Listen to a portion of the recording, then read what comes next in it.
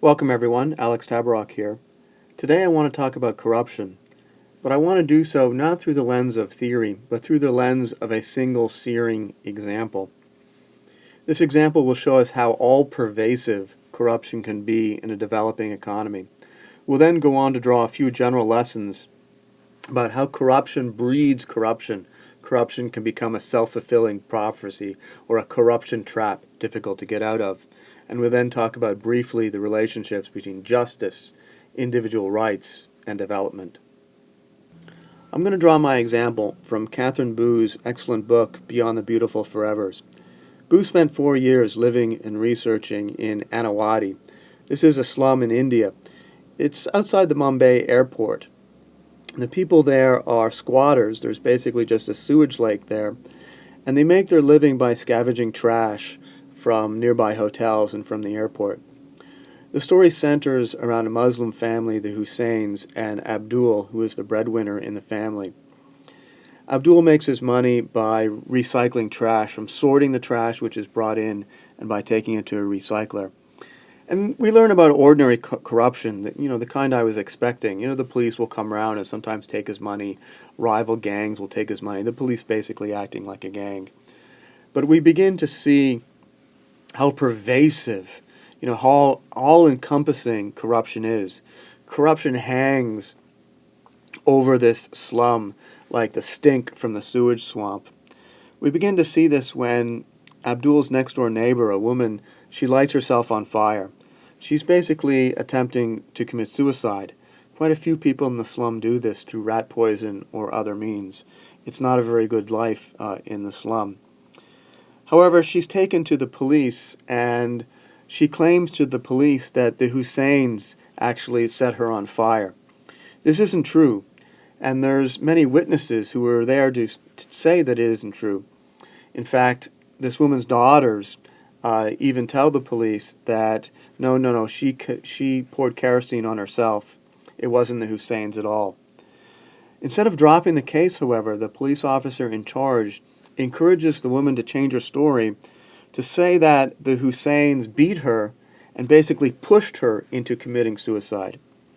The police officer does this in order to extract bribes, because this is a better story, because with a better story she can get more bribes from the Husseins to actually drop the charges.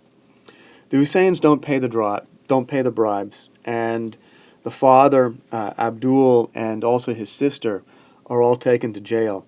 They're beaten. They're beaten not to extract the truth, but again to extract bribes, to say, if you want us to stop beating you, then you must pay us to stop beating you. In fact, everybody involved takes this tragedy as a means to make money. So the neighbors try and get involved, try and broker a deal between the husband and the Husseins to drop the charges. And eventually this woman dies. She actually dies probably because she had an infection, not from the burns. But the doctor who was looking after her writes that she had burns over 90% of her body. There was no hope of saving her. He does this so that the hospital isn't accused of doing anything wrong. And because once this becomes a murder charge, the amount of money that you can extract from the Husseins potentially increases. As I mentioned, Abdul is beaten, and his mother tries to get him moved from the adult jail into an easier juvenile hall, essentially. And she has to pay a bribe to have a school certify that he's 17. This turns out not to be good enough, however, because he looks older. In fact, he is older. Even though he only weighs 100 pounds, he looks older. So a physician comes in, and the physician also requires bribes. He tells Abdul, if you pay me 2,000 rupees, then you're 17. If you don't pay me, then you're 21. Basically, everybody involved tries to make money out of this tragedy. Abdul later comes to think about this in Catherine Boo's words in the following ways. He says, the Indian criminal justice system was a market like garbage. He means this not that the market was bad. After all, he buys and sells garbage. He means that innocence and guilt could be bought and sold like a kilo of polyurethane bags. This kind of corruption really is endemic in India. There are BPL cards. This is below poverty line cards, which entitle the recipient to subsidized food. But it's estimated that in India only a quarter to a half of India's subsidized food is actually stolen. Is through corruption, richer people end up with these cards, and the poor people can't even get the government to give them a card. As usual, the rich are the few people who benefit from corruption. So they come to talk about raising the slum, of pulling down these buildings and pulling down the slum and putting up buildings. And a compensation scheme is set up or discussed in which the slum dwellers will get new apartment buildings, small but new apartment buildings. And what happens, of course, is that the rich come in and they get certificates that they've always lived in the slum, and they're the ones who end up getting the new apartments. So this kind of thing is just all-pervasive and endemic. What kind of lessons can we learn from this? The police, by the way, are typically ranked as among the most corrupt institutions in India, with land records and housing registration becoming second and third. One of the things corruption does is it reduces the incentive to invest and plan. What happens every time the Husseins get ahead, even a little bit, that just becomes a signal to take advantage of them, to reach into their pockets, to steal from them, to extract bribes from them. So as soon as anyone rises above, as soon as anyone gathers any wealth at all, this simply becomes an incentive and a signal to try and get something on these people and to take from them.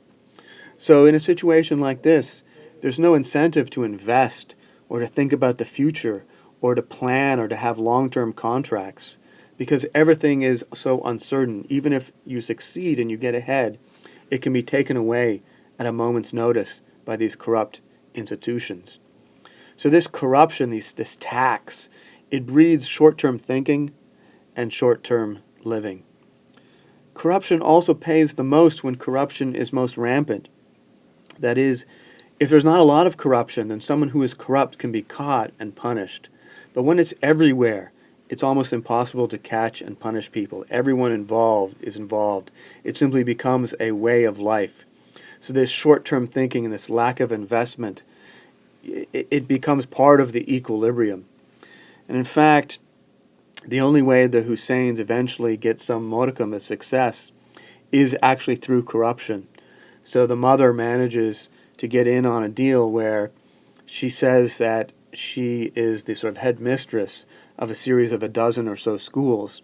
She is paid by the government and by foreign charities to run these dozen schools, and she is given bribes for her part in this scandal, in this corruption scheme.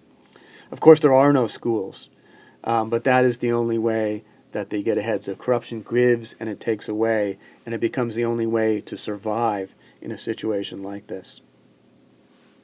I think the most important lesson to take away from this is that justice and individual rights are not distinct from development or independent of development. Instead, justice and individual rights are required for development, are even constituent of, in part, development.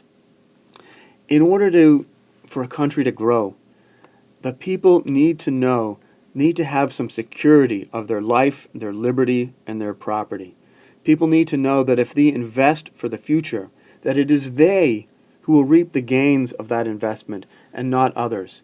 People need to know that their lives, their liberty, and their property are not up for grabs, cannot be taken from them at a moment's notice based upon whims.